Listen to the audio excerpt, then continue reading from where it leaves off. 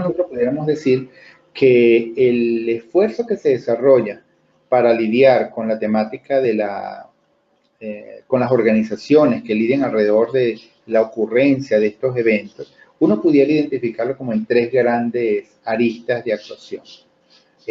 Hay todo un aparato que se entiende que forma parte de los servicios fundamentales de todo asentamiento urbano y rural, que trabaja con la atención de lo que se llaman las situaciones de emergencia.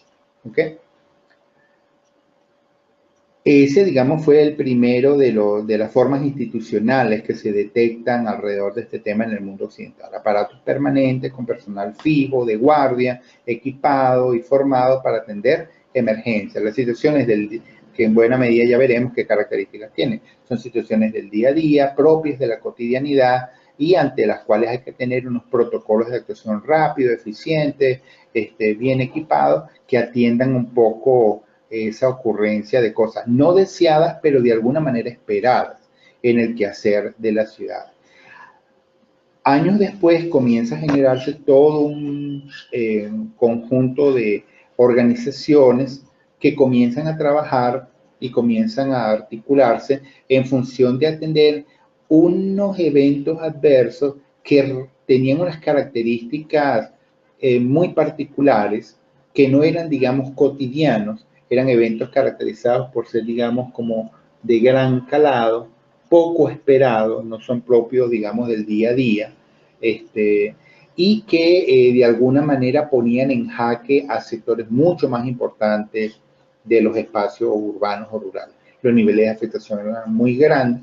Entonces, ante eso se generó también todo un proceso de conformación de estructuras organizacionales, de instituciones que lidiaban con el tema de la preparación y actuación ante escenarios de desastre. En el contexto, digamos, occidental, las primeras formas de este tipo adquieren la forma de estructuras de defensa civil o sistemas de defensa civil. Y luego finalmente, bueno, han ido evolucionando por distintas razones a lo largo del tiempo. Y finalmente, yo siento que del año 2000 para acá, producto de unas situaciones que vamos a tratar de explicar brevemente, se vienen comenzando a generar una serie de estructuras, movimientos, sistemas nacionales que trabajan con temas específicamente de lo que se ha llamado la gestión del riesgo o de riesgos socionaturales y tecnológicos, ¿no? Entonces, si nosotros miramos brevemente cada una de estas aristas y cuáles han sido algunas de las experiencias y hacia dónde apuntan y cuáles son las formas, digamos, o algunas características, digamos, destacadas de cómo ellas operan, nosotros pudiéramos entonces iniciar por el tema de las emergencias. Entonces, como decíamos hace un momento, la gestión de emergencias se caracteriza por un quehacer institucional, un quehacer organizacional que se asume como una competencia del Estado y se caracteriza un poco por su cotidianidad, por ser eventos que, bueno, que se entiende que no son deseados, pero de alguna manera en el quehacer, en la dinámica de las ciudades, tienen cierta recurrencia, ¿no?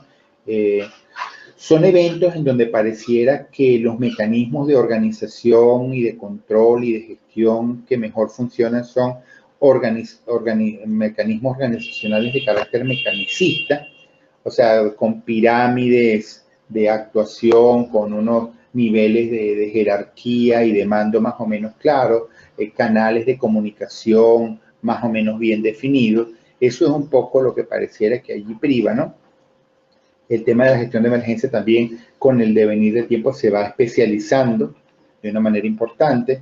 Entonces, bueno, se convierte en no el quehacer de una organización, sino de un conjunto de organizaciones que lidian con distintas aristas de estos tipos de emergencias en función de lo que te consigues en cada zona. Entonces tú tienes sistemas de atención prehospitalaria, sistemas de búsqueda y rescate urbano, sistemas de atención de emergencia por materiales peligrosos, etcétera. Entonces esa es una característica que tiene. Y bueno, también hay un aspecto importante en el quehacer de la gestión de emergencia que suelen ser bastante protocolares. se rigen por normas, por estándares, por procedimientos. Funciona mucho en ellos el control estadístico de calidad y los estándares en la formación y la certificación, etcétera, ¿no? Entonces, algunos elementos que hoy por hoy se entiende que favorecen la gestión de estas estructuras organizacionales para la atención de emergencia es que, bueno, sean estructuras más o menos verticales, más o menos disciplinadas, con ciertos mecanismos de control que eviten que a la hora del problema en el escenario de la emergencia se esté discutiendo quién se encarga de qué, sino que existe más o menos cierto mecanismo que define actividades y quién hace qué y cuáles son las estructuras pues, de toma de decisiones que allí se dan, ¿verdad? Se entiende que ante la complejidad de las emergencias en el mundo de hoy, debe haber formas que permitan el control del comportamiento de los distintos actores, inclusive ante la dinámica que el escenario de emergencia puede plantear. Deben haber metas claras, más o menos difundidas, establecidas y compartidas en los actores, particularmente en lo que deberían ser los estándares de desempeño, ¿no? Tiempos de servicio, niveles de calidad de servicio. Sobre eso hay una gran cantidad de materiales. Por ejemplo, ellos son los estándares que pueden tener entes como la NFPA u otros estándares que existen específicamente para regular los niveles de desempeño de actores específicos de gestión de emergencia y bueno, igual en temas de canales de comunicación y formas de integrar información. Como vemos, son sistemas que son, digamos, bastante mecanicistas. Cuando nos referimos a mecanicistas es que obedecen a esos esquemas, digamos, organizacionales que son como de bastante mecánicos, ¿no? Como eso, piramidales, jerárquicos organizacionales, con un jefe, un coordinador aquí, y él tiene unas personas a que se dirige y estas personas a su vez tienen otros a los que se dirigen, ¿no? Entonces, eso pareciera que es un estándar que debería regir toda estructura de atención de emergencia, ¿no? En este tipo de organizaciones, entonces, ejemplos ya un poquito más aterrizados en el quehacer, digamos, venezolano de cómo estos mecanismos de seguimiento y control se hacen importantes, pues obviamente el tener buenas estadísticas de cuáles son las organizaciones que existen, dónde están, quién se encarga de cada uno, cómo se distribuyen, se convierten en insumos fundamentales, ¿no? Estos son algunos datos de estadísticas de lo que fueron los sistemas, lo que son los sistemas de atención de emergencia y los entes que lo integran, ¿no? Tanto de carácter oficial como voluntario, en función de algún esfuerzo que en ese sentido hicimos a nivel nacional por allá en los años 2013, 2014, y donde algunos de los que están presentes probablemente recuerdan esas expresiones, digamos, de histogramas y de tablas y tabulaciones consiguen una representación muy interesante cuando tú puedes georreferenciar dónde está esa infraestructura y qué áreas pueden cubrir, y, etcétera, ¿no? En ese sentido, siempre hemos defendido que la capacidad de poder hacer tratamiento geoespacial de esa información suele ser muy interesante.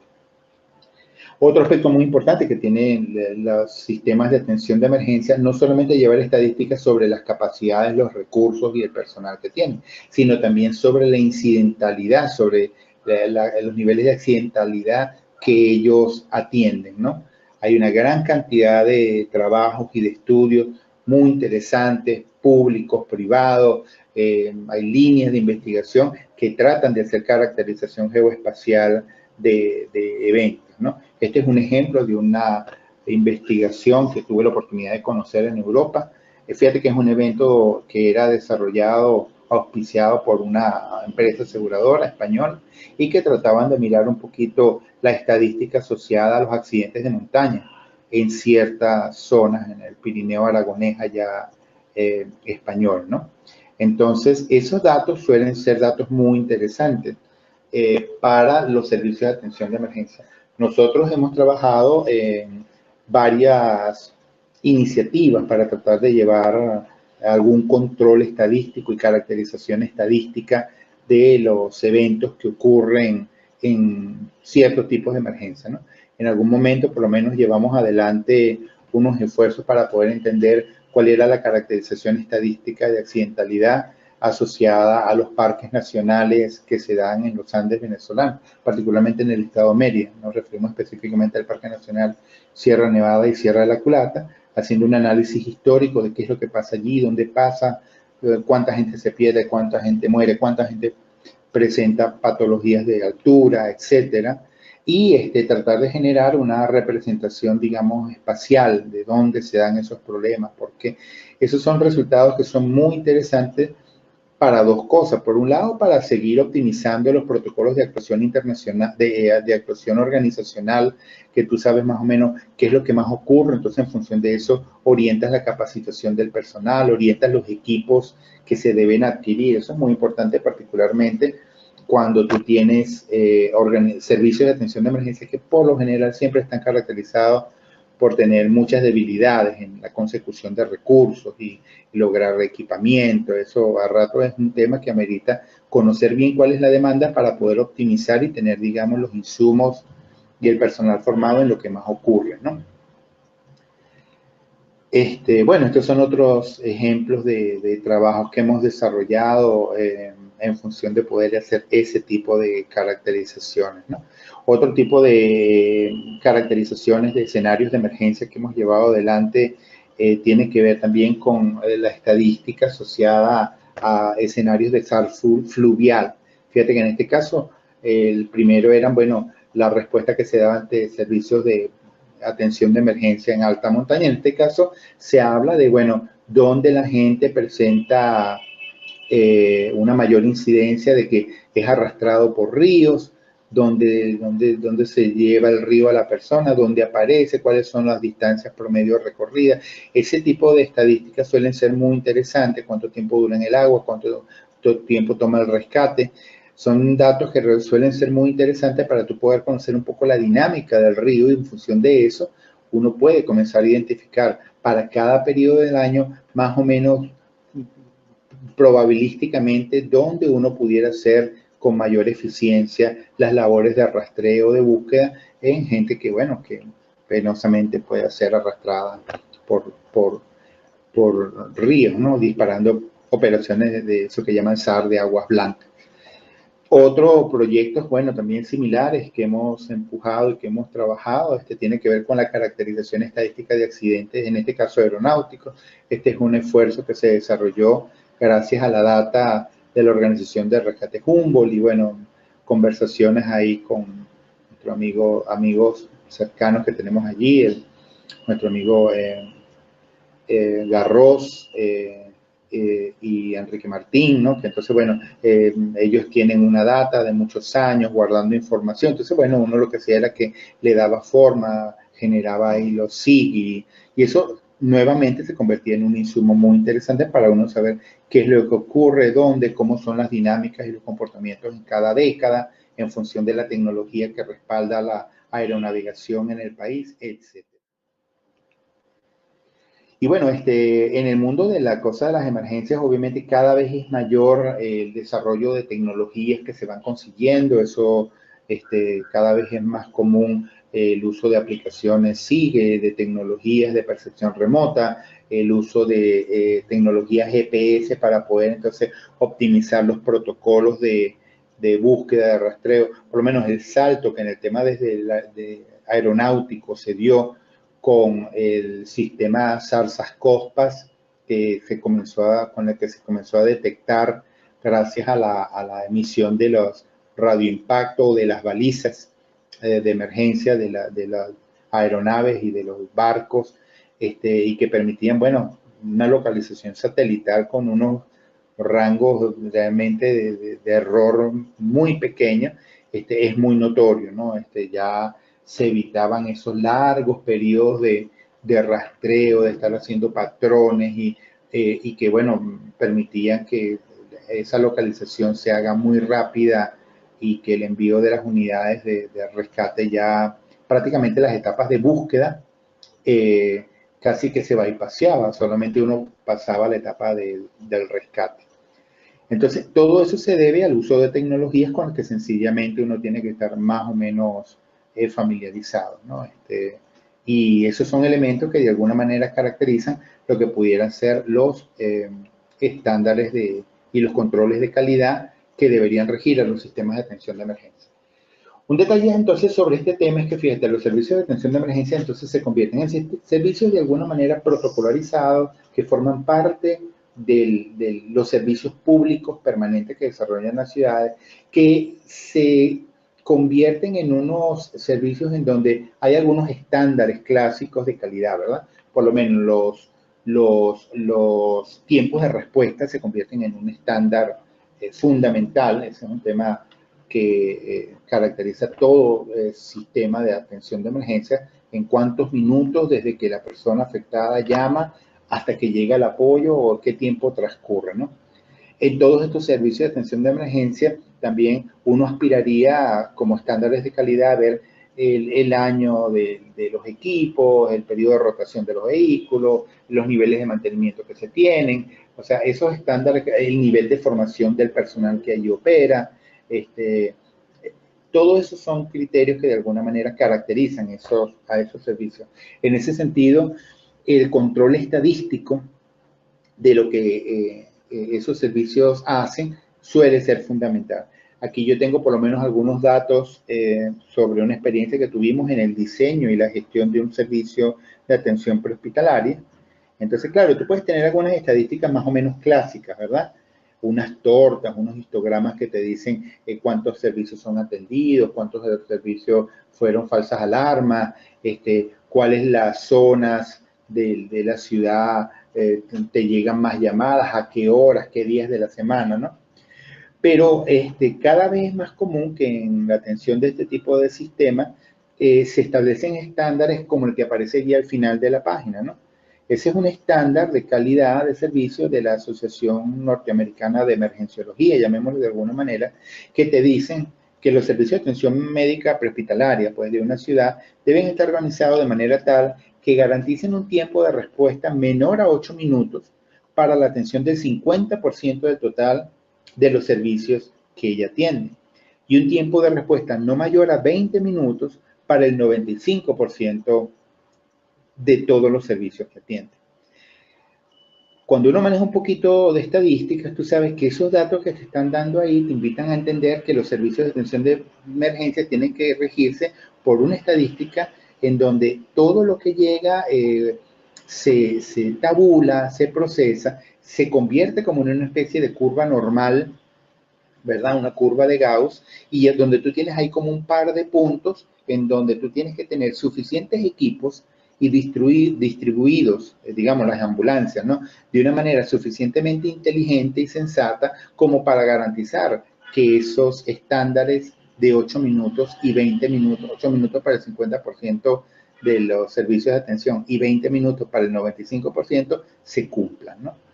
En esta experiencia en particular, obviamente, uno no puede lograr, porque esos son estándares en unos países en donde estos sistemas, bueno, tienen todas las ambulancias que tienen que tener y toda la gente que tienen que tener y trabajan en los horarios que tienen que ser y con los equipos que tienen que ser. Sin embargo, en muchos países esos estándares no se pueden lograr porque, bueno, no se cuenta con los equipos. Ustedes conocen mejor que yo de qué se trata, ¿no? Entonces, en ese caso, también pueden aplicar algunos criterios para trabajar control de calidad que tú pudieras aplicarle a tiempos de respuesta o a ubicación óptima de recursos, un poquito más aterrizados a la realidad, digamos, en que uno se maneja, ¿no? En este caso, por lo menos, nosotros acostumbramos llevar unos mecanismos de control de calidad, los tiempos de respuesta de los servicios de ambulancia, en donde se medía para cada servicio no solamente el tiempo de respuesta que le tomaba al vehículo desde que llegaba la llamada hasta que llegaba al sitio y el conductor del vehículo decía estoy en el sitio y ese tiempo se medía, sino también el tiempo de respuesta que pasaba desde el momento en que la persona llegaba al sitio hasta el momento que el conductor decía estamos saliendo a la clínica o al hospital, o sea, el tiempo de lo que fue de atención propiamente del personal paramédico en el lugar. Si uno logra llevar una buena estadística de cuántos casos tú tienes para cada zona en que subdivides una ciudad estimas las medias, las desviaciones o las varianzas de cada uno, tú puedes determinar unos tiempos máximos de unos límites de control, pues de calidad estadística, en donde tú no puedes aceptar que para ciertas zonas sea más de cierto tiempo X en función de su media histórica. Y igualmente lo hacíamos para efectos de los tiempos de atención. O sea, si una persona salía y atendía una emergencia y resulta que desde el momento que llegó el vehículo hasta el momento que sale el vehículo con el paciente para el hospital es demasiado corto, entonces hay uno de alguna manera pone la lupa en el sentido de que uno dice, ¿por qué es tan corto el tiempo de atención que se dio en el sitio? ¿Cómo se hizo una evaluación primaria o una evaluación complementaria del paciente? ¿Qué tipo de tratamiento realmente se le está aplicando? Eso con la idea de evitar esa conducta no deseada de que, bueno, la gente llega, carga a la persona como la consigue y la monta en el carro y solo la traslada. Entonces, lo que quiero mencionar es que en este tipo de sistemas los criterios de control de calidad y el manejo estadístico suelen ser muy importantes. Ahora bien, si bien estos sistemas de emergencia deben existir y deben ser fuertes y deben estar bien equipados y contar con todos estos estándares de calidad, eventualmente uno se topa con algunos eventos que de alguna manera pareciera que no son susceptibles de ser atendidos adecuadamente con la infraestructura que tú tienes para atender emergencias. Esos son los desastres. Y los desastres son unos eventos que por definición rompen con la cotidianidad y con la capacidad de actuación de los servicios de atención de emergencia que tienen la cotidianidad, ¿verdad? Uno se imagina que en los casos de atención de emergencia el protocolo, digamos, si uno está saliendo en una esquina y ve un accidente de tránsito, pues nada, el protocolo es que uno atiende al uno llama al número de emergencia 911, 171, como sea que usted que sea el que le toque, y si usted tiene alguna capacidad, mientras tanto, bueno, puede medio echar una mano, decir yo sé primeros auxilios, pero en ese apoyo se mantiene hasta que llega lo que se llama el ente competente. Y el ente competente es el competente porque es el que le compete de alguna manera a ese enredo. Y esa gente llega y trabaja sobre un protocolo más o menos conocido. De hecho, tan celosos son en su actuación que de inmediato sacan a todas las personas que no deben estar ahí, lanzan una línea ahí amarilla, una cinta diciendo zona, no pase, que está en esta zona estamos trabajando. Y ahí se da realmente todo un procedimiento protocolar y bastante bien articulado entre un montón de entes, ¿no?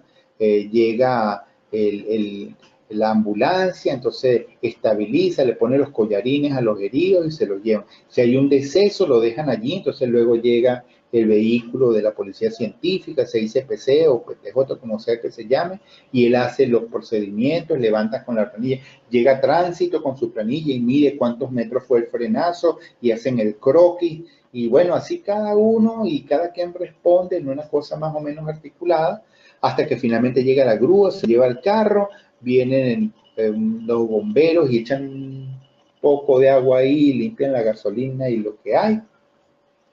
Y luego de eso, ya vuelve la normalidad al poco tiempo. En los desastres, la dinámica es de otro tipo. En los desastres no hay número de emergencia con el que tú te puedas comunicar, porque resulta que las líneas de celular o de telefonía no operan, ni hay carreteras comúnmente para permitir que la unidad de respuesta se da. En los desastres pareciera que el criterio es que el ente competente se vuelve el individuo, el ente, la organización que está de alguna manera ahí metida. Y cada quien tiene que saber más o menos qué es lo que le va a tocar hacer, por lo menos en las primeras de cambio, ¿no? Entonces, desde este punto de vista, los desastres y su gestión se caracterizan por ser eventos realmente extraordinarios que rompen de alguna manera con la cotidianidad. Pareciera que el principio que priva allí es un principio bastante más organicista, esas pirámides jerárquico-estructurales que mencionamos brevemente en la parte anterior no son necesariamente siempre el mejor mecanismo. La gestión es distribuida entre un montón de actores, No es como en el tema de las emergencias, donde tú puedes tener obviamente varios actores comprometidos, pero en este caso la diversidad y el volumen de entes puede ser muy grande y, y bueno, las capacidades que tú, el tema de la gestión de desastres, entonces pareciera que se enfoca esencialmente a tratar de garantizar que todos los actores que viven en una zona en donde estos eventos pudieran ocurrir, tienen que tener un mínimo de conocimiento, de capacidad, de imagen espacial, de dónde están parados y ante qué indicadores deben hacer qué en función de minimizar su exposición. Entonces, el tema de los desastres es un tema que adquirió una importancia muy alta en el mundo, porque, bueno, la estadística mundial de daños asociados por este tipo de eventos, particularmente desastres asociados a eventos de origen natural, es realmente espantosa. Tanto así que a finales de los años 90, que fue, digamos, el último decenio del último milenio, eh, las Naciones Unidas de alguna manera se pusieron a pensar a qué reto mundial se le pudiese dedicar un esfuerzo coordinado de carácter global que pudiera de alguna manera incidir ante algún reto importante con que está lidiando la humanidad. Y ese reto que se definió fue el tema del impacto que estaban desando en aquel momento lo que se llamaban, mal llamaban los desastres naturales, ¿no? Que hoy por hoy es una frase que nosotros no, no, no apoyamos, porque partimos del principio de que los desastres no son naturales. Entonces, ante este tema se decretó que la década de los años 90, desde 1990 hasta el diciembre del año 89, se llamó el Decenio Internacional para la Reducción de los Desastres Naturales de las Naciones Unidas y era entendida como un esfuerzo global orientado a tratar de minimizar estas tendencias que eran tan espantosas, de que cada 2 o 3 años estábamos acumulando estadísticas que decían que los desastres realmente están generando unos daños inestimables, muy altos y unos retrocesos muy importantes para el desarrollo en el mundo. En el caso venezolano, esa tendencia tuvo una manifestaciones en este país, en este territorio también muy importante. Venezuela ha sido afectada, ha sido víctima de eventos adversos de distinta naturaleza a lo largo de muchos años. Sin embargo, uno pudiera destacar que un elemento que marcó un hito muy importante en el quehacer, digamos, de las formas institucionales que hoy por hoy tenemos para trabajar estos temas de la atención de desastres, actuación y preparación en este caso de desastres, fue el tema de Vargas del año 99. En Venezuela se dio una situación que nosotros hemos estudiado en detalle en el contexto latinoamericano y que se cumple también en eso en muchos países, en la mayor parte de los países, que es que las formas organizacionales que se han creado para trabajar temas de desastre siempre son hijas de algún evento importante. Por lo menos el Sistema Nacional de Defensa Civil, que digamos data del año 71 y que de alguna manera viene siendo un paso final en una serie de decisiones que la predecedieron, por lo menos como la creación de Funda Social, el Fondo del Desarrollo de la Solidaridad Social, en el año 69. Todas esas formas organizacionales tuvieron como origen el terremoto de Caracas del año 67. Cuando esos eventos aparecen y uno ve todas las debilidades y todo lo que no se pudo hacer y las deficiencias que hubo tanto en la actuación institucional como social ante la ocurrencia del evento, una deficiencia que da pie a que se creen autoridades únicas y comisiones especiales y organismos presidenciales para la atención de la emergencia, porque la que existía se colapsa de inmediato. Entonces, en ese sentido, el terremoto en aquella ocasión de Caracas dio de alguna manera origen a esta forma institucional tan importante que fue la defensa civil. Y luego esa forma institucional se mantuvo más o menos parecida con algunos cambios en los decretos y las formas de actuación que se dieron en los años 80, hasta el reglamento parcial número 3 que se dio por ahí a finales de los 90, pero llega un momento en que llega un verdadero desastre, digamos, de pantalones largos, como fue el de Vargas en el 99, y eso da pie a que esa estructura se deseche y se cree de alguna manera lo que hoy por hoy opera, que es el Sistema Nacional de Protección Civil y Administración de Desastres, ¿no? Este es un evento que lo hemos vivido, lo hemos evidenciado en otras zonas, por lo menos en México. Las formas institucionales de actuación tienen una relación importante con los eventos. En Chile también se puede tratar lo mismo. Colombia es un caso muy interesante. A raíz de Armero, el desastre de Armero, es que se crea el famoso, y que fue, bueno, una referencia regional, Sistema Nacional para la, se llamaba Sistema Nacional para la Prevención y Sistema Nacional para la Prevención y Actuación ante Desastres. Ahorita recuerdo bien el nombre, pero era un sistema que de hecho por primera vez comenzó en sus inicios, cuando estuvo el doctor Camilo Cárdenas, comenzando, digamos, que fue el primer director de esa institución. Tenían un enfoque como mixto, donde no era solamente prepararse y responder ante eventos, sino también tratar de generar condiciones que minimicen los escenarios de riesgo que siempre anteceden estos eventos. Obviamente que uno pudiera decir que desde el mundo del quehacer, de la atención de las emergencias, se han generado algunas herramientas, algunos protocolos muy eficientes para atender buena parte de estos eventos, cuando las emergencias son grandes, son complejas, ¿no? Yo creo que el protocolo, digamos, el mecanismo más difundido en este sentido es el comando de incidente en escena, el Incident Command System. Sobre este evento ya en algún momento se desarrolló un foro virtual muy interesante donde se planteaba un poquito qué es lo que es este protocolo y cómo ese protocolo trata de generar de una manera rápida, sencilla y eficiente un esquema de organización de lo que se llama el comando de incidente para atender emergencias complejas.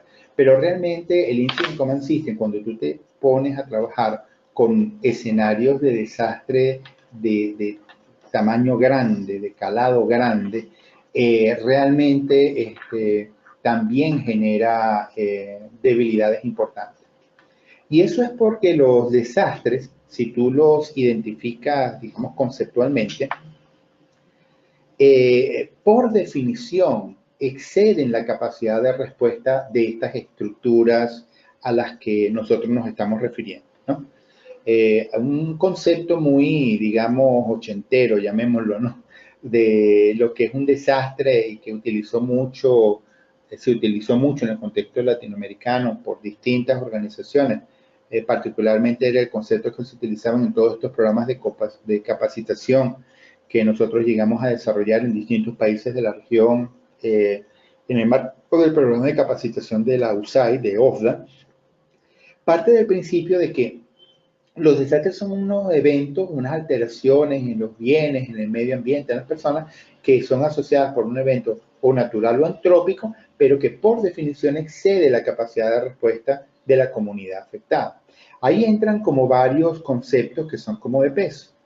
Primero uno pudiera entender, ¿verdad?, intuitivamente que hay como una especie de instrumento, ¿no? Llamémoslo como un desastrómetro, ¿no? Que es como un termómetro que te mide un poco el impacto que puede tener un evento adverso en una ciudad, en una colectividad. Y entonces, si el impacto que genera colocar ese desastrómetro en el lugar de afectación demuestra que los daños ocurridos son susceptibles de ser atendidos por la capacidad local de respuesta, entonces se entiende que estás debajo de la capacidad local de respuesta y eso es lo que se definía como emergencia. Y eso se atendía con todas las estructuras que mencionamos hace unos instantes. Sin embargo, cuando ese evento excedía esas capacidades, ya estabas en el quehacer de la cosa de los desastres. Un aporte conceptual interesante que se dio en este sentido es que esa flechita que estamos viendo allí y que marca como ese límite entre lo que es el quehacer de las emergencias y el quehacer de las instituciones de atención de desastres y de acción contra desastres, era que esa flecha podía flotar, subir o bajar en función de las políticas que tú desarrollabas en procura de reducir un poquito la problemática de los desastres. Y ahí entraba el famoso ciclo de los eventos adversos, también un modelo muy ochentero que decía que ante la ocurrencia de un evento de esto, tú tenías entonces unos esfuerzos que se daban en respuesta, rehabilitación, reconstrucción, luego en prevenir un poquito la próxima ocurrencia y mitigar un poco los riesgos que estuvieran detectados y en trabajos de preparación y sistemas de alerta temprana para que cuando viniese el próximo evento, ese impacto fuera menor. ¿Por qué ese impacto es menor? Porque ese esfuerzo permanente de alguna manera hacía que esa flecha que está apuntando a la capacidad local de respuesta se incremente, sube, entonces de alguna manera hacía que el ámbito para atender esos eventos adversos, como se atiende en la emergencia, se hace mayor y el ámbito para trabajarlo como eventos que exceden la capacidad se disminuye. La bandera que de alguna manera se utilizaba por allá en los años 80, 90, en este sentido, era que este modelo de ciclo de eventos adversos lo que perseguía era tratar de garantizar que los desastres de ayer puedan ser atendidos como las emergencias de mañana, porque esa capacidad de respuesta sube a tal nivel que hace de que el mismo evento que antes excedía tus capacidades, ahora no lo hace. Ahora, si uno se aproxima a este tema de los desastres desde una perspectiva un poquito más, digamos, eh, audaz, ¿ok?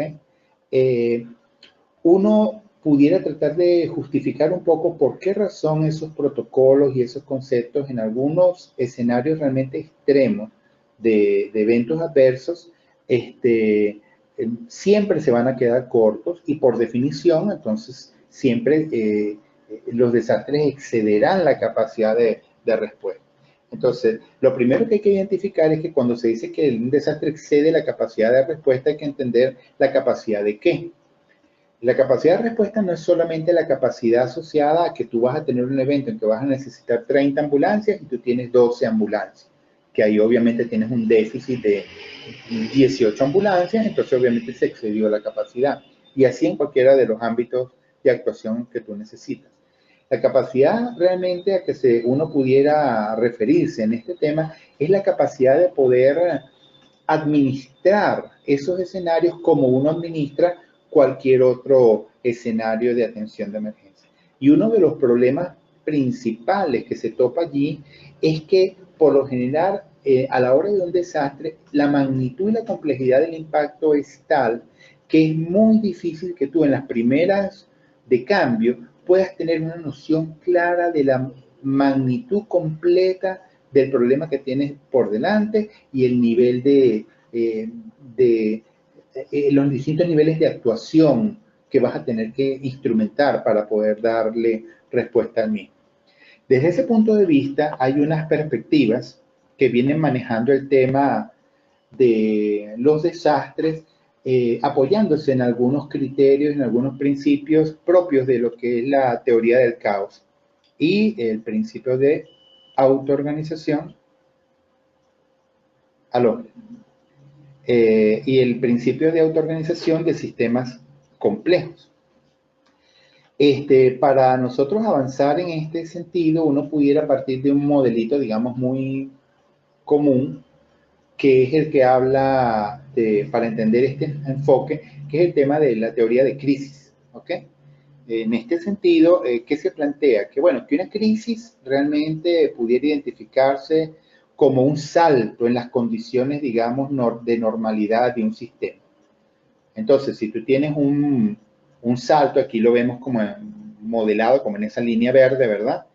Tú tienes unas condiciones de un sistema y de un momento a otro ese sistema salta por alguna razón externa. Entonces, en ese momento tú puedes identificar, ¿verdad? Una etapa de preimpacto que antecede a la ocurrencia del salto, una etapa de impacto, que es el salto propiamente, y luego una etapa de post-impacto. Esas son, digamos, definiciones como muy sencillas en el mundo en que nosotros nos movemos. Entonces, ante ese salto en las condiciones del sistema, Lo que uno identificaría es que en la medida entonces que ese salto se da, eh, la organización, digamos, el sistema humano que de alguna manera convive con las condiciones originales, le toca dar una serie de eh, acomodos, llamémosle, ¿verdad?, de ajuste dinámicos que él, como por tanteo, por ensayo de error, te obligan a irte acoplando a las nuevas condiciones del sistema. Y lo que es curioso desde esta perspectiva, desde este enfoque, digamos, teórico de lo que es un desastre, es que esos saltos se hacen de alguna manera por ensayo y error. Un proceso que se da, digamos, como por aproximaciones sucesivas. Tú vas como ajustando, ajustando, ajustando, hasta que tú te acoplas a la nueva realidad. Este es un marco conceptual que aplica en un montón de ámbitos, ¿no?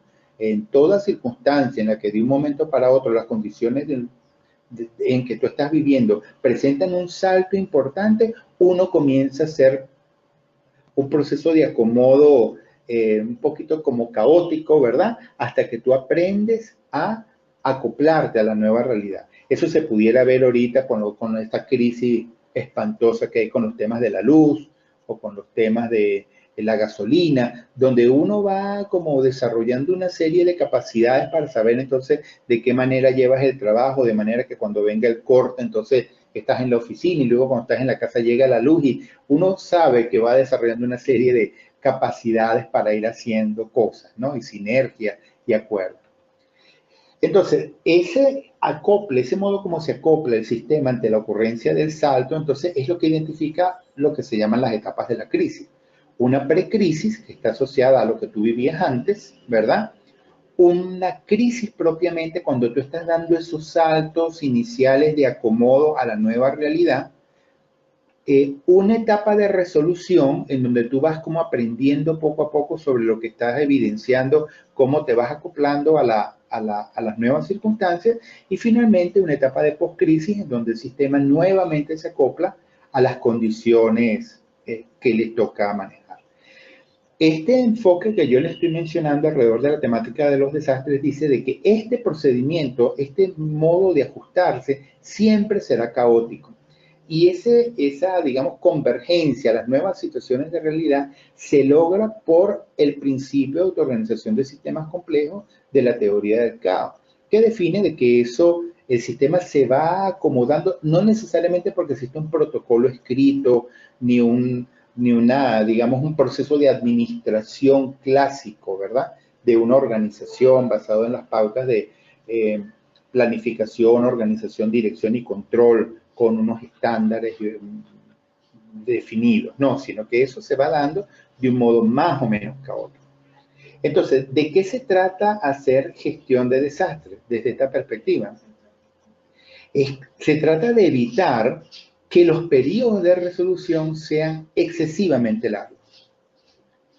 O sea, si tú tienes un salto, tú tienes una ciudad y de repente fue sacudida por un terremoto, fue objeto de unos aludes torrenciales, tú te vas a topar con un comportamiento que es más o menos caótico durante cierto tiempo y luego, obviamente, te vas a acoplar, independientemente que existan o no buenos planes o buenos protocolos o buenas instituciones.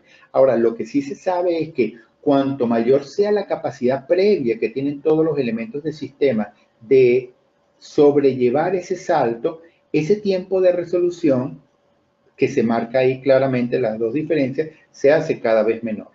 Y desde esta perspectiva, hacer gestión de desastres es un esfuerzo multiinstitucional que se enfoca esencialmente en minimizar los tiempos de resolución. Porque ese salto, digamos, puede convertirse realmente en un tema muy complicado cuando tú tienes que el tiempo que te toma ajustarte y llevar y armar, digamos, mecanismos, digamos, más institucionales, más racionales, más organizados, más coordinados, eso tiene unas repercusiones muy importantes en morbilidad, en mortalidad, en pérdidas materiales, etcétera, ¿no? No, en algún momento nosotros estuvimos trabajando eh, con estos modelos matemáticos, utilizando ecuaciones y modelos caóticos. En algún momento, de hecho, inclusive hicimos unos trabajos, publicamos algunas cosas en donde se hacían unos modelos de lo que pudiera ser la respuesta organizacional ante escenarios de desastre y que se regían por, digamos, los principios de una ecuación muy conocida en los temas de la teoría del caos, que se llama la ecuación logística, que es una ecuación, digamos, dinámica, que es muy dependiente de las condiciones iniciales, que es autorrecursivo, o sea, las salidas dependen mucho de las condiciones iniciales y ellas de alguna manera realimentan las condiciones iniciales. Ahí hay alguna de las ecuaciones que en algún momento se manejaron. Esa ecuación genera la dinámica que estamos mirando abajo. Sin embargo, lo importante de esto, para no caer en exquisitez, en cositas de la matemática, es que hay un parámetro que hace que esos periodos de resolución sean más largos o más cortos. Ese parámetro se identificaba en el modelado como ese parámetro lambda que aparece allí, y ese parámetro dependía de la magnitud y el tipo de impacto que se tenía en ese salto, y luego de los aspectos de fortalecimiento interno que tú consigues entre los distintos actores del sistema. Eso, dicho en cristiano, quiere decir la manera en que los actores sociales que están en zonas de riesgo saben qué hacer, ante qué indicadores y cómo las instituciones no vinculadas al quehacer de las emergencias sabrían qué hacer a la hora de un problema. Nos referimos a las instituciones de infraestructura, de vivienda, de agua, de educación. Todos los actores tienen que jugar un papel nuevo ante el reto que el desastre le impone. Entonces, en la medida que esos actores son capaces de generar sus propios protocolos, sus propios mecanismos de evaluación de daño, sus propios mecanismos de coordinación y articulación, obviamente que los tiempos de resolución del sistema global disminuyen, ¿no? Entonces, eso es de alguna manera lo que el quehacer de la gestión de desastres procura. Entonces, fíjate que desde este punto de vista se consigue una diferencia muy importante que en lo que es el control de calidad de los servicios de atención de emergencia y el control de calidad de los servicios de atención y de actuación o de gestión de desastres. En los sistemas de gestión de emergencia, la calidad se mide por una serie de parámetros que tú puedes ir a evaluar y medir y constatar a lo interno de las instituciones de atención de emergencia. Tú llegas allí, pides la estadística de los tiempos de respuesta, constatas el estado y el mantenimiento y la operatividad de los equipos, de los vehículos, de los sistemas de radio, puedes evaluar e identificar los niveles de formación profesional, de entrenamiento de la gente. O sea, todo lo que tú mides para evaluar el control de calidad de los sistemas de atención de emergencia se mide dentro de las organizaciones de atención de emergencia. En cambio, en los sistemas de gestión de desastres, la calidad del esfuerzo que se hace no se mide en las instituciones como la protección civil o la defensa civil. Se mide en todos los actores del sistema. Si usted está en una zona donde, bueno, sí, el ente de protección civil puede tener sus mapas y sus cosas, pero tú le preguntas a la gente del hospital qué va a hacer usted a la hora del terremoto, sabe para dónde va a correr, qué parámetros va a utilizar, o al sector privado que le digan, usted sabe cómo usted se articula, cómo usted dona, cómo usted apoya, al sector educativo, o a los ingenieros, a los colegios profesionales, o a las universidades, ¿verdad? Que entonces la gente sabe, bueno, yo me tendría que acoplar en la respuesta integral de tal y tal manera, solamente así tú pudieras tener una indicación de que la capacidad de gestión de desastres funciona. Penosamente, este es un tema muy difícil de entender en el contexto nacional y en buena parte del contexto latinoamericano. La gente entiende que la respuesta que se da ante escenarios de desastres es esencialmente la misma que se da ante escenarios de emergencia. Las protecciones civiles se empeñan en competir en la atención de accidentes de tránsito con los bomberos y ocurren estas cosas a las que estamos acostumbrados. Entonces, la teoría anterior que sugiere que para tú poder garantizar, entonces, que esos tiempos de resolución sean bajos, lo que tú tienes es que garantizar la existencia de elementos que inciden en que los procesos de autoorganización de sistemas complejos se hagan cada vez más rápido. Y entonces eso implica que hay que tener esfuerzos que garanticen estructuras para retener e intercambiar información entre todos los actores que deben responder. Debe existir suficiente flexibilidad y comportamiento entre los distintos actores para ajustarse a lo que la dinámica imponga, ¿verdad? oportunidades recurrentes de interacción, mira, en caso de qué, cómo vamos a trabajar, compartir espacios de discusión que permitan que, bueno, que esos actores sepan cómo se articularían. Entonces, bueno, uno se imagina que si esos protocolos no se definen adecuadamente, ni siquiera entre los mismos organismos de atención de emergencia, que pudiera uno pensar de llevar esas capacidades a todo el resto de las organizaciones públicas, privadas, sociales, que a la hora de un evento van a tener que de alguna manera responder ante el mismo, ¿no?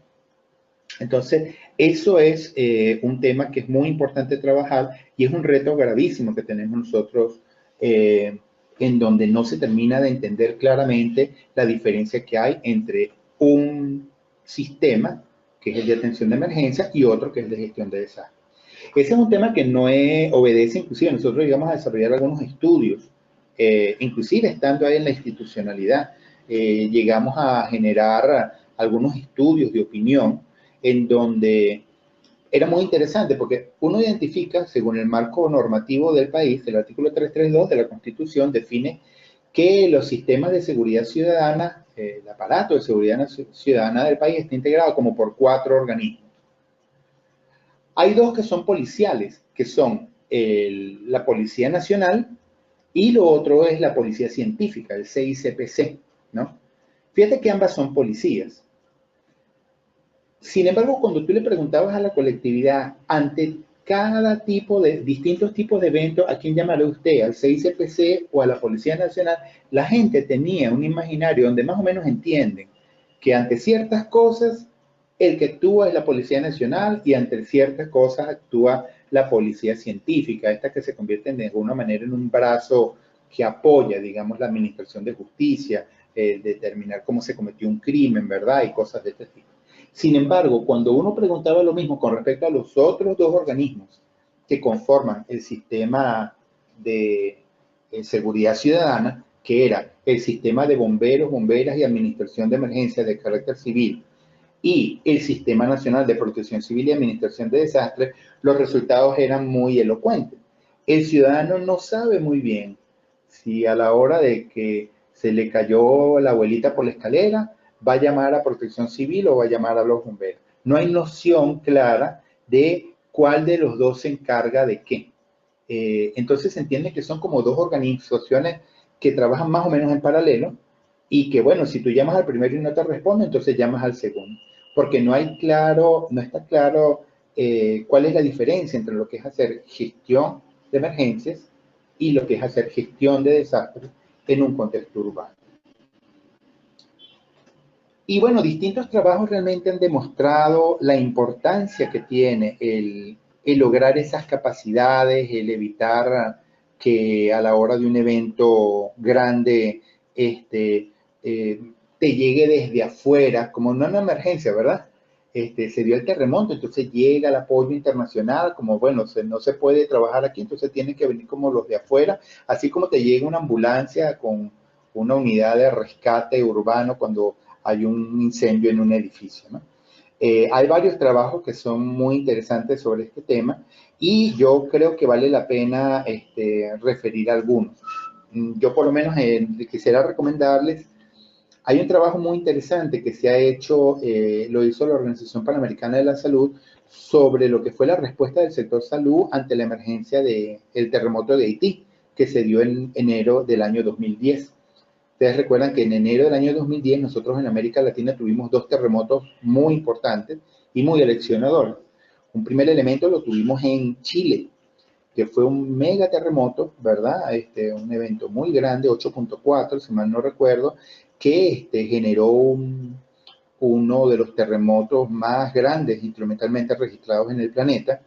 Y bueno, realmente ese evento generó muchas pérdidas materiales, creo que fueron como 5.000 millones de dólares, pero realmente los daños en mortalidad que se registraron en Chile fueron realmente admirables, porque ese evento dejó, si mal no recuerdo, cerca de unos 1.000 víctimas para un evento de esa naturaleza, que realmente es prácticamente muy poco. Y de esas víctimas, realmente más de cerca de 600 fueron producto de un tsunami Aparentemente no funcionó bien el protocolo de alerta temprana ante tsunami. Algo pasó ahí con la ONEMI, o yo no sé cómo fue el tema, pero yo lo que sí sé es que se generaron un número de víctimas importantes asociadas a un tsunami, de manera que producto de daños por fallecimientos por el terremoto mismo, hablamos de unas 400 personas, ¿no? Esos datos para un terremoto de esa magnitud y que fue como 700 veces más fuerte en capacidad de energía, digamos, liberada que el terremoto de magnitud 7 que se dio en Haití, eh, son realmente muy contrastantes, porque en Haití se da un terremoto 800 veces más pequeño, pero es un terremoto que, si mal no recuerdo, te mató cerca de 200.000, 300.000 personas.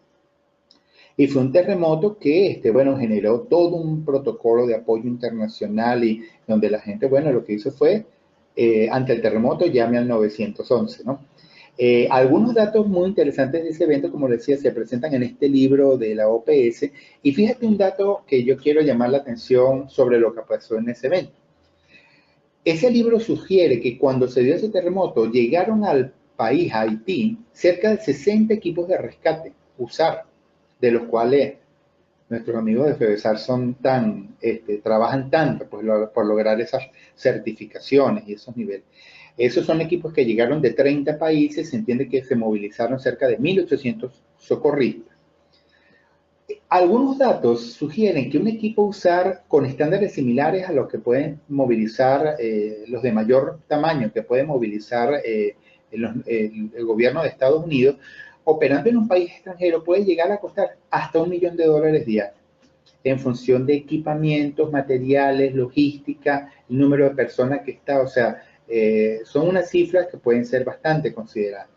Entonces, si uno extrapola ese número de equipos usar a el tiempo que estuvieron trabajando en Haití haciendo rescate y salvamento, se estima que la operación SAR que se dio allá en Haití pudiera haberse movido en costo entre unos 300 y $500 millones. Por otro lado, cifras que se pueden consultar en la red de la OCHA, de Naciones Unidas, sugieren que ese enorme esfuerzo de rescate y salvamento que se dio por parte de estos equipos súper especializados permitieron un rescate de un total de 132 víctimas que estaban atrapadas en escombros y que no pudieron ser rescatadas por la capacidad local.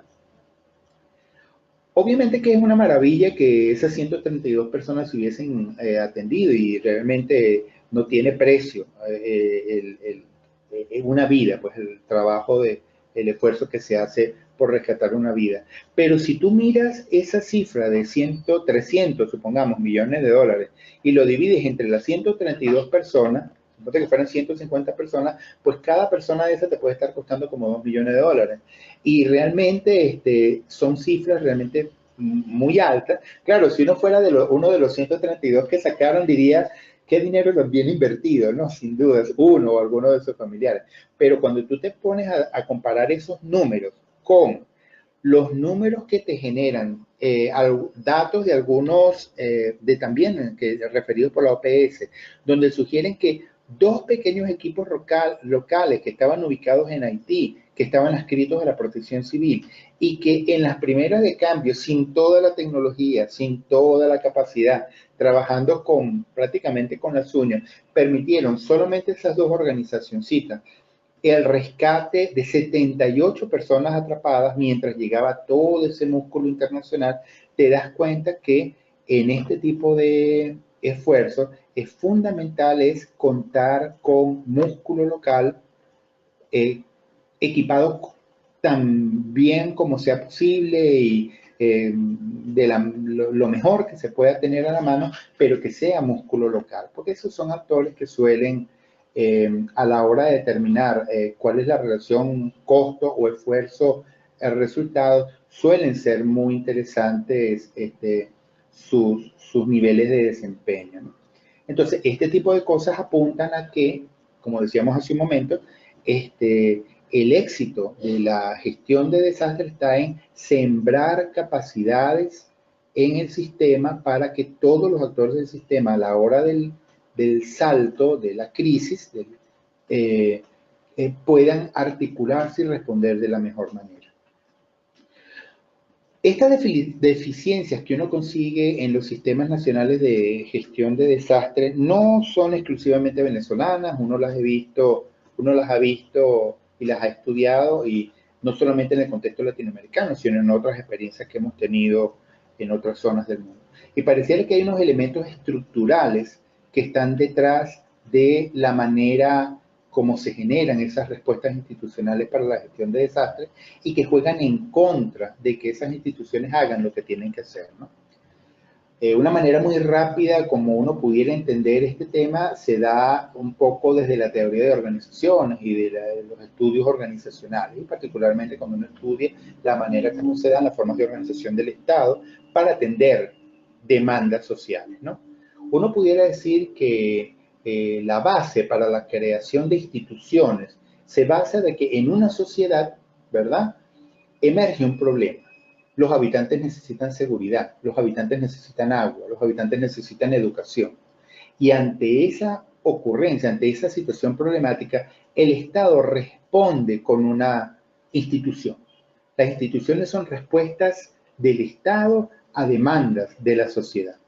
No toda la sociedad es, digamos, cliente directa de esa institución.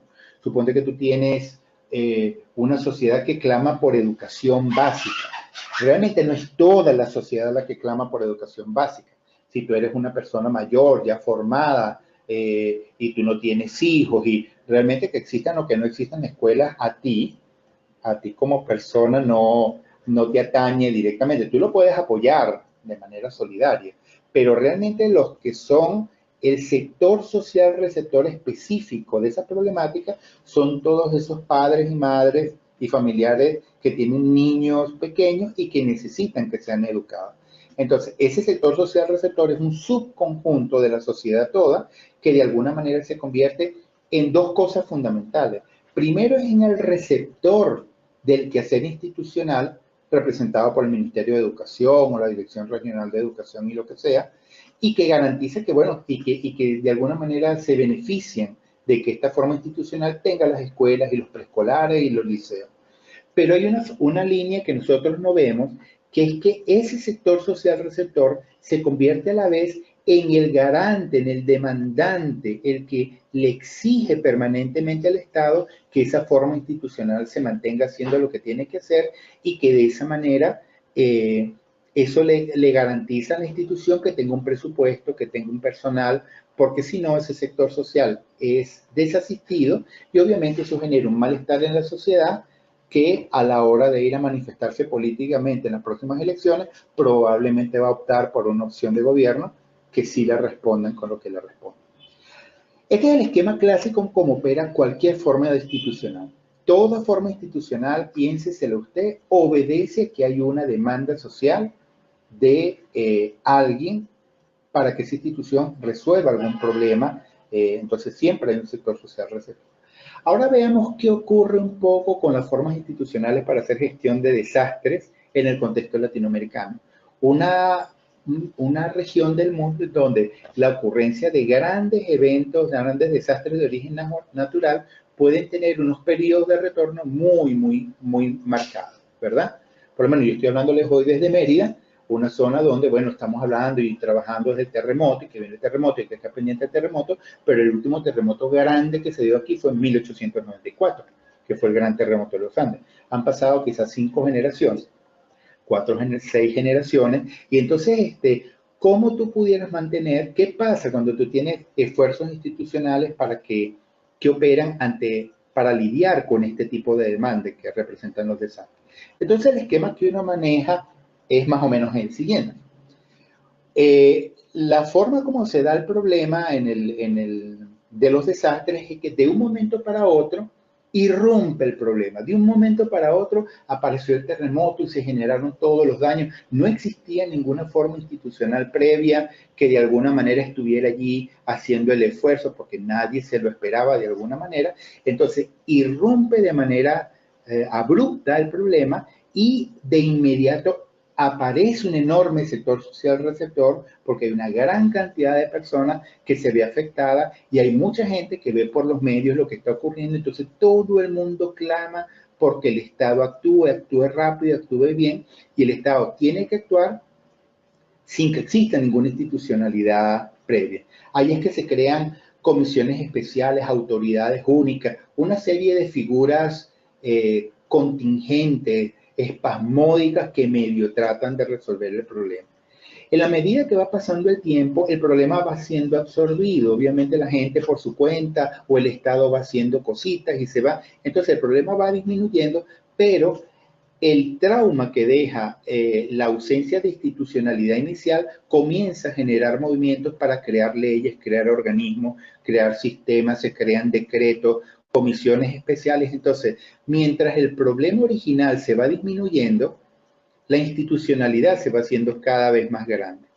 Y eso lo ve uno en una serie de eventos que se han venido dando y lo hemos estudiado con mucho detenimiento en el contexto latinoamericano.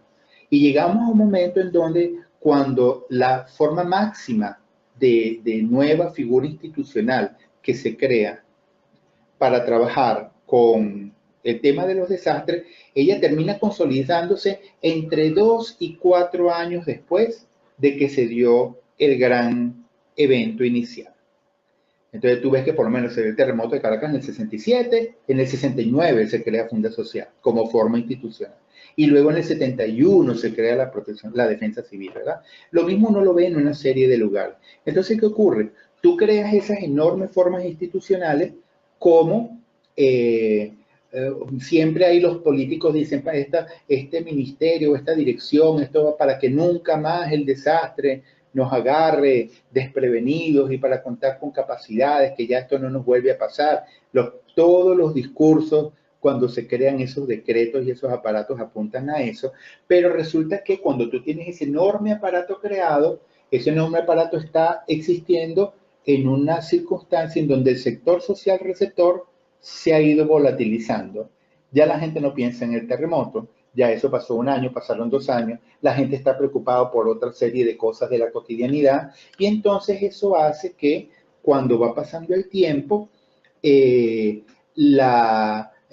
la otorgación del presupuesto y entonces resulta que la gente está mucho más preocupada por la educación o por la seguridad o por el AMPA o por la economía que por el tema de los terremotos, porque ya el tema de los terremotos ya nos olvidamos. Y entonces eso va haciendo que esa forma organizacional que llega a un punto máximo, ¿verdad? Se queda sin sector social receptor. Y eso hace que entonces comienza a mermar, comienza a hacerse cada vez pequeña, le van quitando presupuesto, le van quitando posibilidades de actuar y la forma organizacional para la gestión de desastres se va haciendo cada vez más pequeñita y eso puede pasar algunas décadas hasta que irrumpe nuevamente el desastre. Entonces uno lo que ve es que hay un desfase entre la aparición y desaparición del problema y las respuestas organizacionales que se van dando. Tú ves que el problema, digamos el desastre, es esta línea azul que se va viendo ahí, de repente irrumpió el desastre de no sé qué, ¿verdad? La línea punteada es la forma organizacional, cuando irrumpe el desastre, la institucionalidad está por el suelo, el esfuerzo, llamémosle. Puede que exista institucionalidad, pero la institucionalidad no es reconocida como un actor válido para lidiar con lo que está pasando. Y entonces la institucionalidad comienza a crecer en el momento que los efectos del desastre vienen siendo absorbidos por por la sociedad misma, pues. Quizás un poco también en el marco de estos procesos de autoorganización de sistemas complejos. Entonces, bueno, a los que les gusta la matemática, uno identifica como un desfase de pi medio ahí en ondas sinusoidales, ¿verdad? Donde la institucionalidad y la ocurrencia y desaparición del evento están desfasadas, realmente es un tema de desfase. Y eso hace que cada vez que viene un evento importante, la sociedad comúnmente se encuentra como descalza, pues como sin las capacidades, uno está atrapado como en esta herramienta. Un último punto que les quiero plantear en este tema es que, y cómo se materializa esa disolución de la respuesta de esas organizaciones de atención de gestión de desastres. ¿Cómo se genera ese proceso, de, digamos, como de desaparición? No quiere decir que se da como de dos maneras. Una es que la institución se mantenga apegada a sus objetivos originales y esté hablando, vamos a prepararnos para el terremoto, para el deslave, vamos a hacer esto, vamos a hacer aquello, y entonces se topa con un problema gravísimo que no cuenta con sector social receptor. La gente dice, no, pero ¿qué vamos a estar hablando ahorita del terremoto? Yo lo que quiero es que me resuelvan lo de la luz, o lo que no hay efectivo, lo de la gasolina. Entonces, una manera de disolución es que la gente se mantenga apegada a lo que establece el discurso formal del decreto que creó la organización, y eso los lleva de un modo u otro a cierto nivel de extinción. Y otro fenómeno muy interesante es que la organización más bien muta, se transforma como en otra cosa, en una cosa que de alguna manera sí tenga demanda. Entonces tú ves que las organizaciones de gestión de desastres, las protecciones civiles, terminan haciendo trabajo en el tema de preservación ambiental o en el tema de apoyo en operativos médico-asistenciales en algunas zonas alejadas o cualquier cosa. Pero definitivamente el ámbito al cual más le gusta mutar a las organizaciones de gestión de desastres es convertirse en organizaciones de gestión de emergencia. Entonces comienzan a pedirte en los presupuestos que necesitamos ambulancias, carros de bomberos. Últimamente, eso yo no lo había visto en el caso venezolano, pero me han hecho llegar algunos amigos alguna fotografía de unidades de bomberos de combate de incendios que dicen defensa civil, protección civil. Entonces uno dice, bueno, entonces ¿para qué quedan los bomberos? Entonces se inventan una cosa que la primera respuesta y la segunda respuesta y la no sé qué, y yo realmente creo que eso es propio de gente que no ha estudiado ni un poquitico este fenómeno. Y eso hace que de alguna manera las capacidades que solemos tener para responder ante los grandes eventos adversos que hemos vivido en el pasado, y como estaremos respondiendo ante los futuros grandes eventos adversos que sufriremos en esta región y en este país en el futuro, hace ver que eh, tendremos nuevamente que confiar en la capacidad de autoorganización de sistemas complejos de nosotros mismos como sociedad. Finalmente, ya para ir cerrando, la última arista con la que hay que trabajar es con la del tema del riesgo, que digamos la que se ha vuelto como la más de moda. Ya, fíjense que en el tema de la gestión de emergencias y la gestión de desastres hay una característica muy interesante, que es que hay una institucionalidad. Los entes de gestión de emergencia tienen unos decretos, tú los consigues físicamente en un lugar, son el servicio de atención prehospitalaria de la ciudad tal o el cuerpo de bomberos de la ciudad tal, ¿verdad? Las protecciones civiles, las defensas civiles, las oficinas de atención de desastres tienen una forma institucional, hay unas nóminas. En Venezuela yo recuerdo que nosotros llegamos a identificar que trabajaban entre cerca de unas 7.000 personas en el Sistema Nacional de Gestión de Desastres, haciendo quizás cualquier cosa, pero estaban en nómina de los entes de protección civil. Y ahí habían unos carros y unos mapas y unas oficinas. Sin embargo, el tema de la gestión de riesgos es un tema que aparece con un reto realmente muy, muy importante, que la gestión de riesgos aparece, como vamos a ver a continuación, como un esfuerzo por tratar no de responder o de actuar mejor cuando se dé el próximo evento adverso, sino de revertir las condiciones que propician que un evento adverso ocurra. La gestión de riesgo apunta a que las cosas malas no pasen, que el edificio no se caiga, que la casa no se queme, que la escuela no se inunde, y eso se hace, es necesario definitivamente hacerlo, pero apunta a un reto que es muy, muy complicado, y vamos a mirar brevemente de dónde viene este tema. La gestión de riesgo realmente es un enfoque bastante reciente, es, yo creo, un producto del análisis que se hizo a nivel de Naciones Unidas.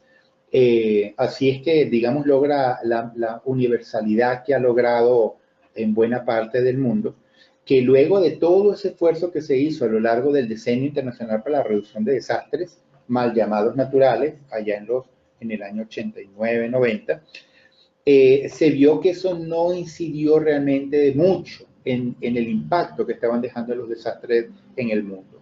Entonces, si tú estás haciendo un esfuerzo sostenido para resolver un problema y el problema se mantiene, definitivamente algo pareciera que no se está haciendo bien.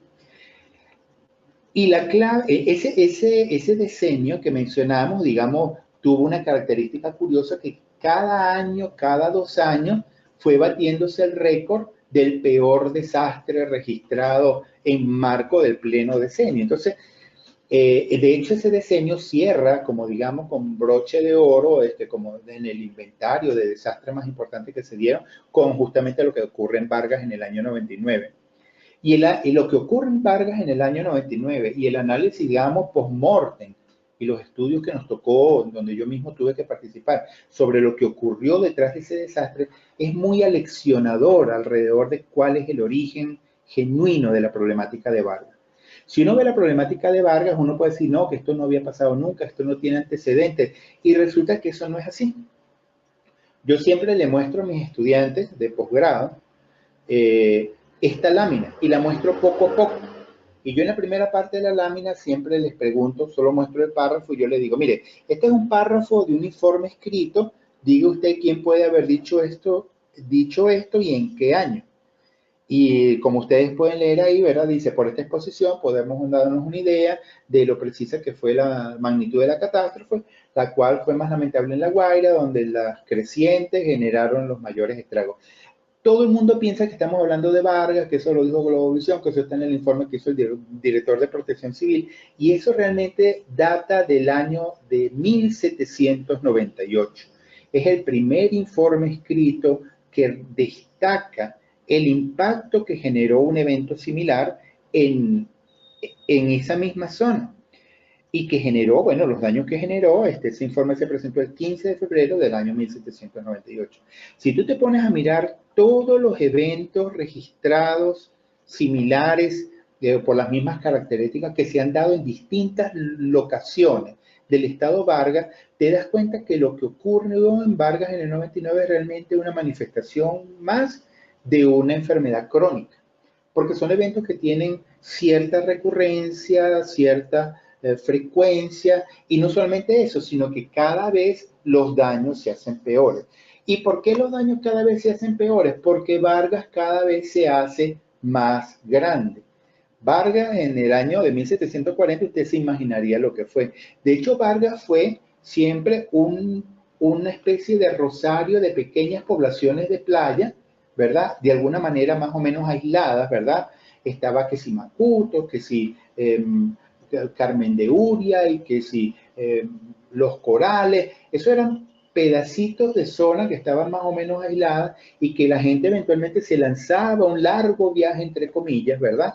Por la carretera vieja que te llevaba de Caracas a La Guaira, con los vehículos que rodaban en aquel momento y que permitía que una persona eventualmente, una vez al año, 2 veces al año, pudiera decir, vamos a tirarnos una larga expedición para la playa, ¿no?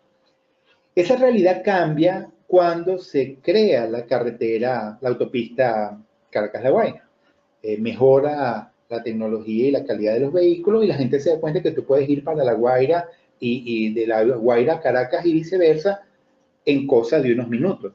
Tanto así que a raíz de eso es que La Guaira se convierte en ciudad dormitorio de la Gran Caracas. Y entonces deja de ser una serie de pequeños poblados de playa y se convierte en una enorme mancha urbana que ocupa todos los espacios en donde con conocida recurrencia histórica se dan esas dinámicas de grandes lluvias que vienen de vientos cargados de humedad del Caribe, chocan con la cordillera de la costa, suben, se enfría, se condensa el agua, cae el agua arriba y lava todos esos materiales y generan los eventos que conocemos bien.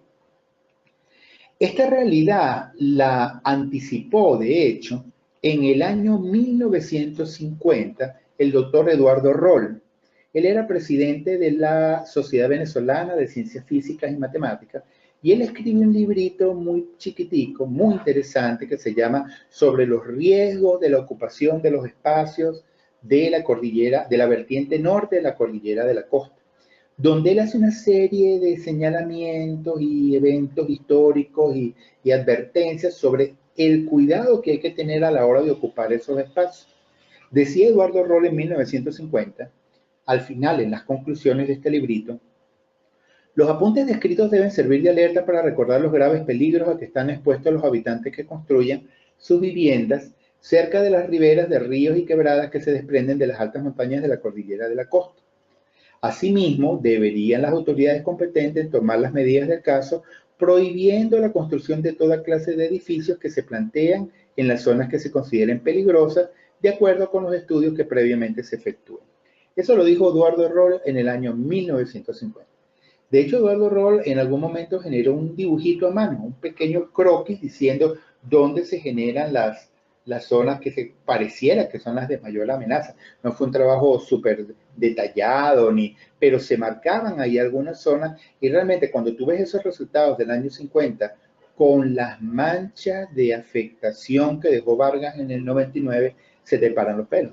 Porque tú te das cuenta que era una guerra avisada, que nadie tomó en cuenta esas advertencias, que la gente construyó y ocupó donde le dio la gana y como le dio la gana, y obviamente cuando la naturaleza repite, digamos, su dinámica, su conducta, repite el ciclo que siempre ha mantenido, pues en esta ocasión se lleva por delante un montón de infraestructura humana y se convierte así, se genera así, se construye así socialmente el peor desastre que hemos vivido probablemente en los últimos siglos, ¿no? Es allí que las Naciones Unidas comienzan a entender que hay que comenzar a replantearse todo este tema y entender que los desastres no son una cosa mala que se genera por una especie de mal funcionamiento del entorno natural, sino que es una cosa que se construye socialmente cuando uno ocupa mal y donde no debe. Eso quedó muy bien plasmado en un material, en el informe final del diseño para la reducción de los desastres que escribió Kofi Annan y lo presentó en Suiza, ¿verdad? En Ginebra. Y en ese informe él planteaba cosas como la siguiente. Él dice, cada vez es más claro que el término natural para estos eventos adversos es un término incorrecto. Sin duda alguna habrá siempre eventos naturales, pueden haber inundaciones, sequía, pero para que el desastre sea desastre, ese evento tiene que colindar, coincidir, solaparse con una cantidad de infraestructura mal ubicada, producto de la acción o la inacción humana. Dice también Kofi Annan, esto fue en Ginebra el 5 de julio del 99, la comunidad humanitaria hace un admirable trabajo ante los desastres, pero la tarea más importante a mediano y largo plazo es fortalecer programas que reduzcan el número y el costo de los desastres. En este sentido, la prevención, entendida como la actuación prospectiva ante el tema, y la mitigación no solo han demostrado ser más humanas que el remedio, sino mucho más baratas. Es allí que el tema de la gestión de riesgo comienza a aparecer como un paradigma que se trata de buscar inútilmente desde mi punto de vista en mucho de nuestro país. La gestión de riesgo trata de primero entender que no se puede seguir entendiendo que esto obedece a un esfuerzo por trabajar con la respuesta a desastres naturales, porque lo primero que hay es que los desastres no son naturales, porque la naturaleza realmente no es ni perversa ni benevolente, ella va haciendo lo que le toca hacer y viene haciéndolo desde siempre. Entonces, ella sencillamente es indiferente.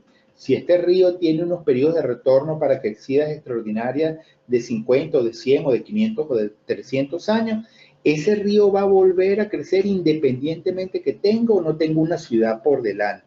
Si la tiene por delante, pues se la llevará por delante. La naturaleza en ese sentido pareciera que lo que invita es a decir, planifíquese, ubíquese donde tiene que ubicarse, haga las cosas bien, organícese y microzonifique los espacios de ocupación para que no tengamos inconvenientes. Ahora, si usted no se planifica y se ordena territorialmente por las buenas, yo después vengo y lo ordeno a usted territorialmente por las malas. ¿Qué es lo que pasó en Vargas? Cuando tú ves esas imágenes satelitales o esas imágenes aéreas de esas manchas de afectación de Vargas, eso realmente es una manifestación de la microzonificación de riesgos hidrogeológicos que le tocó hacer a ese territorio producto de que nosotros no terminamos de entender cómo era la cosa. Y no es fácil lidiar con un enfoque, un cambio de paradigma de este tipo. En la prensa uno ve permanentemente frases como esta, ¿verdad? La naturaleza ensañada contra Vargas, donde queda totalmente oculto que el desastre de Vargas fue un desastre producto de la manera como nosotros inadecuadamente ocupamos y construimos desarrollo en esa región. Mucho más común es mirar cosas como el periódico de abajo, ¿verdad? Es un periódico regional de aquí de Mérida que dice, enfurecido ataque de quebradas en la Culata, el Arenal y San Felipe, dejan tanta gente muerta, tantas casas, pero es una, o sea, tú hasta humanizas a esas quebradas y le das un carácter como de pram, pues de azote de barrio, que entonces se pusieron bravas de un momento para otro y les dio por matar a unas señoras o destruir unas casas o acabar con unas escuelitas. Y realmente generar esa especie de conducta perversa en la naturaleza demuestra que es un error, porque esas quebradas vienen generando esas conductas desde siempre, pero los actores de desarrollo sencillamente ni miran para allá a la hora de definir dónde van a generar los edificios y las casitas y las escuelitas, y ahí es que los desastres se construyen.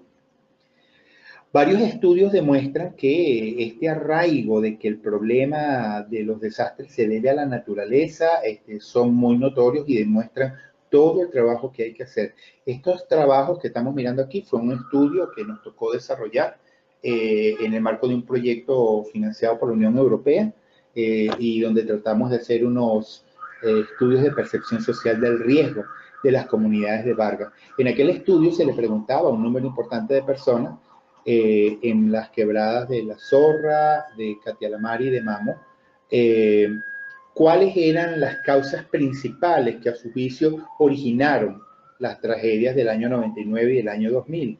Y cuando tú te ponías a ver de todas las 20 opciones que le dimos a la gente, resulta que las 3 razones por las cuales la gente decía que se debió ese evento eran, la primera, la naturaleza, la segunda, Dios, y la tercera, creo que era el destino o una cosa de ese tipo, ¿no? Al destino, en efecto, ahí aparece, al destino. Entonces, cuando la gente entiende que esos eventos no son de alguna manera construidos socialmente y entienden sus propias responsabilidades en el mismo, es indudable que se seguirán repitiendo los errores. Entonces, ¿hacia dónde apunta la gestión de riesgo? La gestión de riesgo entiende que los escenarios de riesgo se construyen socialmente y se construyen en el marco de todos los actores que de alguna manera lidian con los procesos de vivienda, de educación, de cultura, son un tema idiosincrático, es el del quehacer político, de la cosa de la ocupación y la planificación del territorio. Entonces, la gestión de riesgo lo que trata es no de generar un ministerio, no generar un departamento, una dirección nacional que se va a encargar del riesgo, porque el riesgo no es departamentalizable. Tú no puedes decir que la gestión de riesgo se va a encargar un ministerio, ¿verdad? Cuando en el Consejo de Ministros entonces el presidente diga, vamos a hablar sobre el tema del riesgo urbano, entonces se queda conmigo el ministro de gestión de riesgo, entonces se paran de la mesa el ministro de Educación, el ministro de Vivienda, el ministro de Transporte, y eso es un sinsentido, porque son esas viviendas que se construyen las que de alguna manera generan son esas viviendas las que de alguna manera generan el riesgo de desastre. Entonces, ya cerrando, ¿hacia dónde la gestión de riesgos trata de migrar? La gestión de riesgos trata de dejar atrás ese famoso ciclo de los eventos adversos, en donde había todo un conjunto de acciones y de actuaciones que giraban alrededor de la noción del desastre, la prevención, y empezar a entender que lo que hay que comenzar a entender es que la gestión de riesgo ya se convierte como en un condicionante de sostenibilidad de todos los esfuerzos que hacen los distintos actores de desarrollo. Actores que deben de considerar en las propuestas de inversión y de ocupación lo que toca hacerse en cuáles son los niveles de amenaza del territorio donde ellos intervienen, cuáles son los niveles de vulnerabilidad de las poblaciones y las infraestructuras que tienen a su cargo, y en el marco de eso entonces se parte de algunas premisas, que los desastres no son naturales, que los desastres son el resultado natural de no manejar riesgos, ¿verdad? Son por ende problemas no resueltos del desarrollo, y en ese sentido hay que moverse de un modelo de acción de respuesta y actuación para desastres a trabajar temas de gestión de riesgo para llegar en algún momento a dejar de hablar de gestión de riesgo y empezar a trabajar solamente en temas de gestión de desarrollo, que es un poco lo que tú ves en algunos sitios, por lo menos yo siempre cuento las experiencias que he vivido en Japón y las que he vivido en Chile, donde realmente allá la gente no hay una cosa de gestión de riesgo que diga que las casas y los edificios tienen que ser sismo resistentes. La gente entiende que los edificios son así, se tienen que construir como se tienen que construir, porque si no en el próximo terremotico los vas a perder. ¿Cuál es la diferencia entre allá y aquí? Como hablábamos hace un rato, el tema de la recurrencia. Allá los chilenos tienen sismos de magnitud 7 cada año y medio, cada 2 años. Nosotros tenemos sismos de magnitud 7 cada 100 años.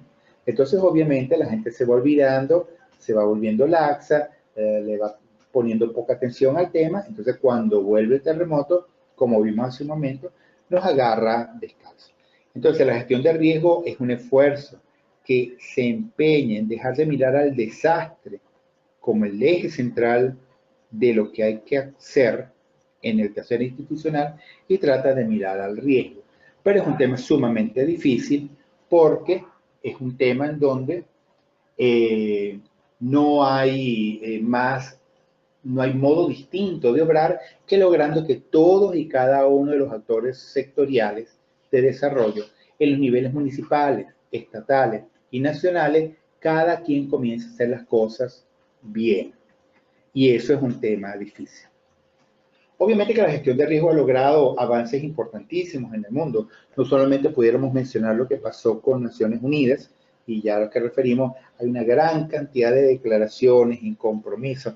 Yo recuerdo que inclusive en el marco del trabajo que se venía haciendo en temas de cambio climático, tuve la oportunidad de colaborar ahí en el quinto informe mundial que hicieron el panel de expertos para el tema del cambio climático y la adaptación. En todos esos casos aparece que el tema de la gestión de riesgos y la actuación prospectiva y la mitigación de riesgos de aludes torrenciales e inundaciones se convierten en elementos fundamentales en los espacios políticos, como este que vemos en la fotografía. Esta es una foto de la Cumbre de las Américas que se dio en el año 2012 en Colombia, en Cartagena. En esa foto, bueno, todos los presidentes se dieron a la tarea de reunirse, los presidentes del continente, y discutir alrededor de 5 problemas neurálgicos que estaban afectando al continente latinoamericano, al continente americano, no latinoamericano, sino americano todo. De hecho, ahí se ve Obama y está el primer ministro de Canadá, o sea, está México. Pero lo que sí llama la atención es que en el nivel discursivo y de política, en las declaraciones que estos actores dicen por el medio de la calle que hay que reafirmar que la gestión de riesgo es una prioridad de las políticas públicas nacionales y sus estrategias de desarrollo. Hay que trabajar en la protección financiera, en el tema de la planificación, reducir el impacto económico, ambiental, o sea, todos los temas que se han planteado se plantean, se avalan, se apoyan en el nivel político. Y eso tiene unos correlatos en que en la mayor parte de nuestros países se comienzan a hacer leyes, ordenanzas, sistemas, direcciones nacionales, organizaciones nacionales de gestión de riesgo. En prácticamente en todos los países tú consigues alguna forma de actuación en este sentido. Sin embargo, lo que vemos se parece un poco a lo que vimos entre gestión de emergencia y gestión de desastre. Estas cosas de gestión de riesgo comienzan un poco bien orientadas, las leyes como que dicen para dónde tiene que apuntar la cosa, pero finalmente terminan convirtiéndose en unas instituciones de actuación y respuesta ante contingencias, a las cuales realmente les queda muy poco tiempo para poder trabajar el tema de la ordenación del territorio, el reforzamiento de las viviendas que tienen problemas, etcétera. Entonces, el gran reto que estos temas de la gestión de riesgo sigue siendo cómo pasar de los que se establecen en las políticas, que es trabajar en la sostenibilidad y la no sé qué, y moverse hacia unos cómo, hacia bueno, finalmente cómo esto se logra instrumentar, porque ahí sencillamente te topas con el tema de que la gestión de riesgo no la hace una institución ni una dependencia de un ministerio, sino que tiene que convertirse en una política de Estado, en donde cada uno de los actores comiencen a hacer sus inversiones en sintonía con las dinámicas del territorio.